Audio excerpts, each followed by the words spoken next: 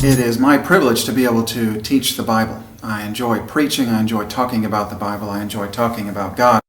A number of years ago, as I was preaching, I thought about many people who work secular jobs, and that's most of the people in our churches.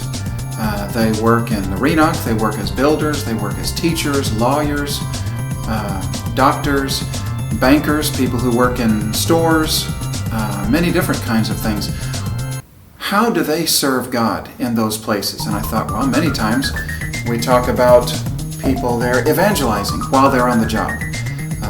Either building or working in the grocery store, they can evangelize, they can talk about what Jesus has done, and that's a good thing. Also, they can be obedient to their authority, and that's in obedience to God's command, and they can do their job well. But what about the job itself? What about the task of being a builder? What about the task, the actual activity of working in a grocery store? Is there anything about that actual activity that has meaning, that is meaningful in a spiritual way, in a theological way?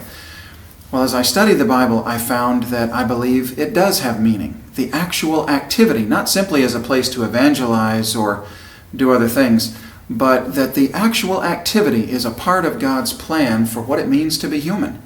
And I believe we can find this idea in the book of Genesis and in other places, specifically with the idea of living as the image of God.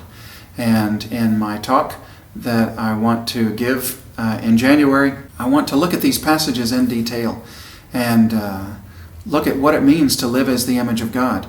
And I think when we understand what it means to live as the image of God, the way the Bible talks about it, this gives us a vision for living not simply evangelizing and doing these other things which are very good, but also the work itself has meaning as we bring order and bring God's blessing in service and helping other people.